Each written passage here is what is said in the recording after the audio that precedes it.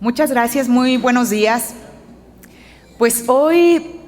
venimos a este recinto para manifestar y para poder comunicar la preocupación en nombre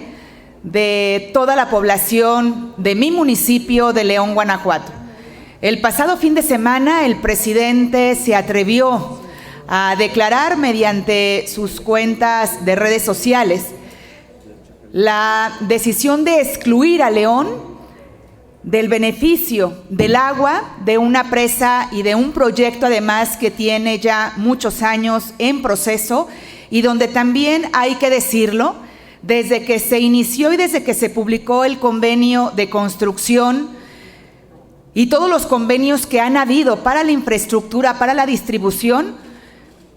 desde los sexenios del 2000 al 2006, del 2006 al 2012, del 2012 al 2018, independientemente del partido que gobernara, había diálogo en los diferentes niveles de gobierno. Había convenios entre el gobierno federal a través de Conagua con los gobiernos de Guanajuato y de Jalisco. Insisto, la gran diferencia en el antes y el ahora era el diálogo, el consenso y el reconocimiento a las entidades federativas. Sin embargo, ahora nos encontramos con este gobierno federal donde de manera unilateral decide, no importando la afectación a casi 2 millones de habitantes de León,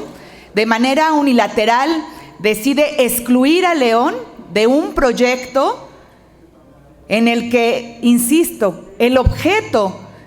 del convenio de la construcción de esa presa desde el 2005 era abastecer de agua a León y a la región de los Altos de Jalisco,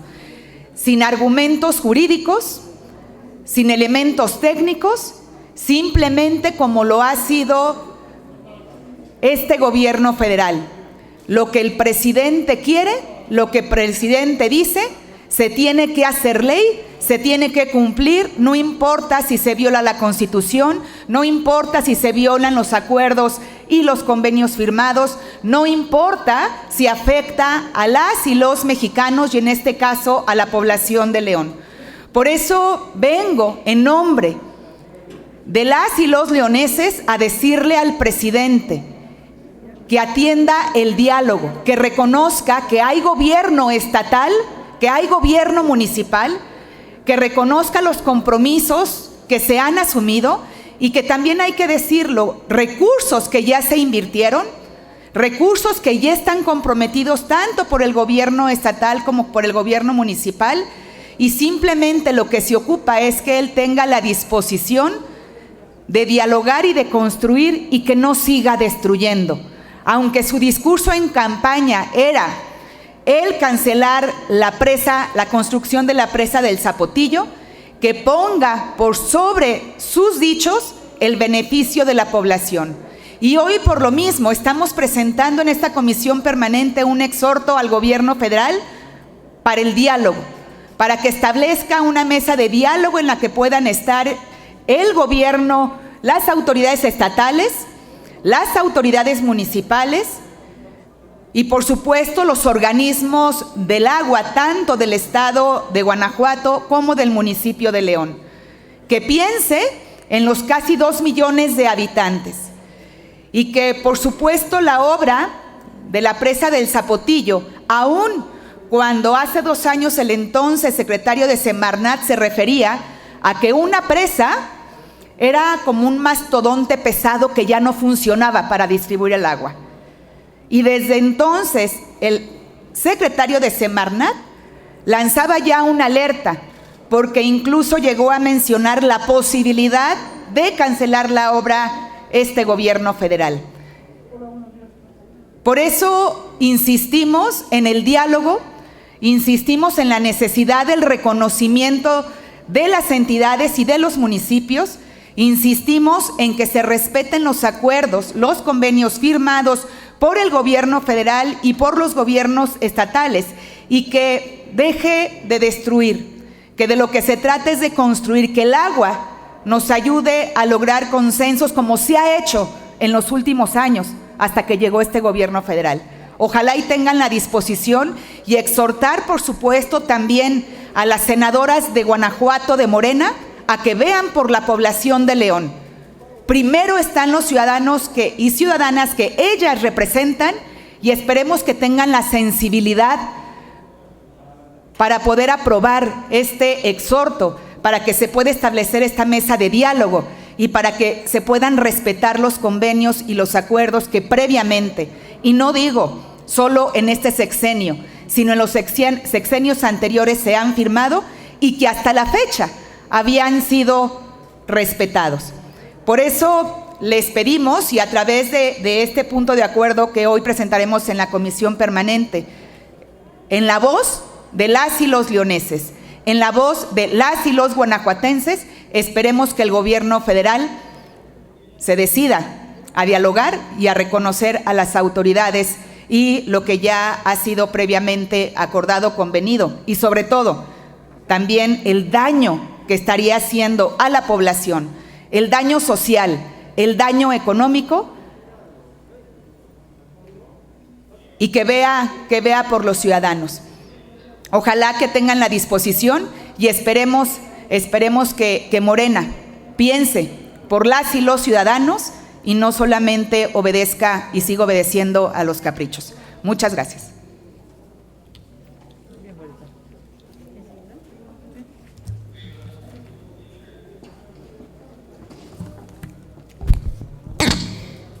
Muy buenos días a todas y a todos ustedes. México vuelve a estar en una grave encrucijada, porque por un lado podríamos estar discutiendo los temas que lastiman, que golpean y que dañan con severidad a las familias mexicanas, como son el azote de la violencia, el colapso del sistema de salud o el desplome de la economía en México. Por otro lado, podríamos continuar enfrascados por enésima ocasión en una absurda e inútil discusión sobre los temas que el Poder Ejecutivo Federal impulsa desde su púlpito, justamente para seguir ejerciendo y concentrando el poder sin tener que rendir cuentas de su pésimo desempeño al frente del Ejecutivo Federal y del desastre en el que ha sumido a todos los mexicanos. La iniciativa interesada, dolosa y tramposa y adulterada que se busca imponer desde el Palacio Nacional como una prioridad legislativa no es sino la constatación de que quien debería estar preocupado por los problemas nacionales desperdicia todo su tiempo y su dedicación al envilecimiento de la vida pública y al impulsar propuestas que vulneran o podrían vulnerar la Constitución y dividen irremediablemente a los mexicanos. El presidente López Obrador fue electo como presidente y protestó este digno mandato de elección popular por un periodo de 6 años, y leeré de manera textual el artículo 83 de nuestra Carta Magna. El presidente entrará a ejercer su encargo del 1 de octubre y durará en él 6 años. La premura de la exigencia palaciega, el ánimo faccioso que la impulsa y la imposibilidad de contar con leyes reglamentarias y la adulteración del ejercicio del mismo en el tema de la revocación de mandato, en el que no se propone la interrupción del mandato, sino una continuación de acuerdo a la pregunta planteada por el senador Monreal, revelan lo que realmente está detrás del asunto, que es un nuevo ataque a la democracia mexicana. La realidad es que, señoras y señores, esto es una treta y un pretexto para que el presidente tenga la oportunidad para seguir una abierta campaña y continúe dividiendo el gobierno federal como una agencia de colocación electoral y proselitismo permanente en demérito y deterioro de los asuntos que están destruyendo verdaderamente a México. En el grupo parlamentario del Partido Acción Nacional debemos decir que estamos convencidos de que discutir el asunto que se plantea de la revocación de mandato para la aprobación de este segundo periodo extraordinario, nosotros reconocemos la revocación como un instrumento de los ciudadanos, no como un ejercicio desde el poder o quien está en el poder. Nosotros queremos y estamos convencidos de que se tienen que llevar a cabo diversas consultas públicas, que se tiene que hacer una sesión de Parlamento abierto, que se tienen que estar en consideraciones todas las iniciativas que se han presentado y, por supuesto, en un ejercicio de análisis exhaustivo de las situaciones que deberían de estar privando para que este fuera verdaderamente un instrumento ciudadano. Se deberían de estar dando no al cuarto para las 12 como lo pretende hacer ahora Morena, sino en la siguiente legislatura. No estamos en contra de la revocación de mandato, no estamos en contra del poder ciudadano, más bien estamos en contra de la simulación que pretende hacer el presidente de la República, la simulación que se quiere hacer desde el Senado a través de las propuestas que están presentando, en donde literalmente lo único que pretenden es dar continuidad a un mandato que está establecido en la Constitución y que nosotros creemos que es necesario que se abra para el debate, que se analice profundamente, que participe la sociedad civil, que participen los expertos, los abogados, todos los grupos parlamentarios y que en un amplio debate se pueda llegar a un mejor instrumento para que verdaderamente sea efectivo y prospere el tema de la revocación de mandato conforme marca la Constitución. Eso es lo que nosotros queremos, claridad en el procedimiento, claridad en lo que tiene que hacer cada institución, la responsabilidad de cada una de ellas y su participación en la misma y sobre todo cuál va a ser la finalidad y cómo vamos a llegar a una buena decisión y que verdaderamente estas leyes que se aprueben aquí sean verdaderas herramientas e instrumentos de ciudadanos y no se dé un uso faccioso desde el poder. Es cuanto. Si nos permiten, Gerardo Segura les envió 3 preguntas que, si ustedes me permiten, se las voy a leer. La primera pregunta es: ¿consideran ustedes que la revocación de mandato no debe aplicar a López Obrador porque sería aplicar una ley de manera retroactiva y sería inconstitucional, como lo refieren varios juristas y especialistas en la materia? La segunda pregunta: dice el presidente López Obrador que actuarán de ser necesario en caso de que el regreso a clases presenciales provoque problemas. ¿No creen ustedes que mejor que se asegure de que no habrá problemas antes de que regresen a clases y establezcan protocolos seguros y todas las medidas necesarias, no después? Y la tercera y última pregunta: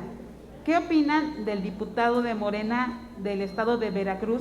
que propuso invadir España y hacer monarca al presidente López Obrador? Esa es su tercera pregunta. Muchas gracias. Vamos a distribuirlas en lo factible, las 3 preguntas, pero para nosotros en el PAN es muy claro: no vamos a acompañar un periodo extraordinario de sesiones para complacer los caprichos de López Obrador. No lo vamos a hacer porque es evidente que la ley requiere un análisis claro y objetivo, que la ley requiere definición de fechas, sanciones, tiempos, presupuestos, y lo que está hoy proponiendo el grupo mayoritario de Morena es simple y sencillamente complacer a López Obrador.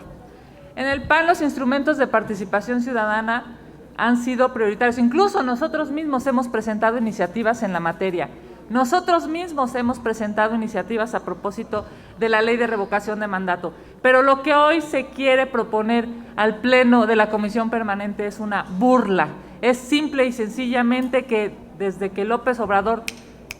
les tronó los dedos, aquí la mayoría de Morena acata ese tronido de dedos y esas instrucciones, y nosotros no estamos para bailar al son que toque López Obrador. Si quieren que haya un periodo extraordinario, hagamos un periodo extraordinario, pero para resolver el problema de la inseguridad brutal. Hagamos un periodo extraordinario, pero para ayudar a las familias en su economía. Hagamos un periodo extraordinario, pero para resolver la falta de infraestructura en los hospitales. Para eso, por supuesto, cuenten con los votos del PAN. Para cumplir los caprichos de López Obrador, no cuenten con los votos del PAN. Es claro que a López Obrador le encanta estar en la boleta, le encanta ser candidato. Lo hemos visto en el 2000, en el 2006, en el 2012, en el 2018 y ahora quiere estar nuevamente en la boleta en el 2022. Es una burla para los mexicanos cuando estamos en una tercera ola de pandemia y cuando los mexicanos están muriendo. A ver, básicamente, no quiero ser reiterativa, creo que todas hemos dejado claramente cuál es la postura. Sí estamos de acuerdo con el instrumento de participación ciudadana, no estamos de acuerdo a que se legisle al vapor. Los que tuvieron la oportunidad de ver la reunión de la primera comisión, pues se dieron cuenta la cerrazón de Morena para escuchar propuestas, para cambiar el dictamen. O sea, definitivamente la pregunta habla de una ratificación de mandato. Y eso no es lo que dice en la Constitución. La Constitución habla de cuando se pierde la confianza, pues se revoca el mandato del presidente. Y es la pregunta correcta que hay que hacer a la gente. ¿Están de acuerdo en que el presidente les ha revocado su mandato por una pérdida de confianza, tal como dice la Constitución? Por eso no hemos podido construir un dictamen consensado entre la oposición, y este dictamen que hoy se aprobó, pues es un dictamen de la mayoría de Morena, pero no tiene la mayoría para llevar un periodo extraordinario. Vamos a tratar de que este dictamen se discuta con calma los días que vienen, y pues por supuesto que yo les haría una pregunta: ¿estarían ustedes dispuestos a gastarse 3,000 millones de pesos para un capricho del presidente? Pues yo diría, gastemos ese dinero en el tema de salud, compremos vacunas para los jóvenes de 12 a 17 años, disminuyamos el riesgo. Con un solo joven que pierda la vida, creo que valió la pena la inversión, porque seguramente nos dice el secretario de Salud que solo 60 niños han muerto. Bueno, pues son 60 familias enlutadas, no sé de ellos cuántos sean jóvenes, son menores de 18 años, habría que ver la cifra, pero aunque sean 5 o 10 jóvenes, no debieron haber muerto si hoy hay una vacuna que previene el riesgo. Entonces, podríamos ir disminuyendo los riesgos, dado que de secundaria a preparatoria prácticamente todos estarían vacunados y solo nos quedarían los niños de primaria. Entonces, creo que en ese sentido hemos nosotros insistido en que el dinero que se pretende utilizar en una consulta de revocación de mandato se utilice para la emergencia sanitaria que está azotando al país, y que definitivamente sí hay menos mortalidad, pero la sigue habiendo y las cifras siguen siendo muy altas, lo que hemos visto las últimas semanas. Y respecto a invadir España, pues yo creo que el problema de Morena pues es que puso gente sin ideas, sin capacidad, sin conocimiento, y pues la única manera de dar la nota es diciendo tarugadas. Eso es lo que hizo este diputado. Me apena muchísimo, pero el pobre no sabe ni lo que dice. Sobre el regreso a clase, yo espero que no hayan hecho el análisis con la misma lógica que hizo López-Gatell el año pasado cuando se pretendía la suspensión. No sé si lo que recordarán, que dijo, no es lo mismo que se contagien 10 a que se contagien 100. Y ahora, primero, a mí sí me gustaría el reconocer la importancia y la ponderación entre la salud, el derecho a la educación y el derecho a la salud. Y lo decía Xóchitl hace un momento, el recurso que pretende emplearse en un proceso que pinta más como un capricho a un derecho ciudadano. Además de los recursos que se ocupan en el sistema de salud, el sistema educativo le urgen recursos. Y por eso, ahora para el regreso a clase, que por un lado no pueden tomarse decisiones, y yo insisto, de manera unilateral y centralista, sin ver las condiciones de cada una de las entidades, pero también preguntarle al gobierno federal cuánto recurso le ha dado a los estados para la recuperación de los espacios educativos, para la rehabilitación de las escuelas. Si le ha dado el mismo recurso que para atender la pandemia, ya valió. Es decir, no les dio ni un peso. Y ahora, desde la Secretaría de Educación se exhorta a los estados, se exhorta a los padres de familia, se exhorta a todo México, pero que se exhorte a la Secretaría de Hacienda para que los recursos se aprovechen en lo que sí es importante para las niñas, los niños, para todos los estudiantes. Que dejen de gastar y de tirar el recurso, y que ahorita se atienda lo importante, lo urgente, la salud y la educación. y que esperemos que en cada una de las entidades se asuma y también la corresponsabilidad. Yo estoy convencida que no puede ser un llueve, truene o relampaguee el regreso a clases, pero tampoco creo que tiene que ser una negativa porque, insisto, las condiciones de una entidad y de otra pueden ser diferentes. Incluso en una misma entidad, las condiciones de un municipio a otro pueden ser diferentes y de un nivel educativo a otro también pueden ser diferentes. Aquí se tiene que hacer una evaluación y que aprovecho para compartirles que también hoy aparece un punto de acuerdo con este tema, donde le estamos por un lado pidiendo a la Secretaría de Educación que nos comparte el diagnóstico que tiene del Sistema Nacional Educativo, de la infraestructura educativa, pero uno más donde le estamos pidiendo a la Secretaría de Hacienda también que en el presupuesto de egresos para el próximo año le asigne el recurso necesario para poder rehabilitar, para poder atender las escuelas, que les den los recursos a las entidades, porque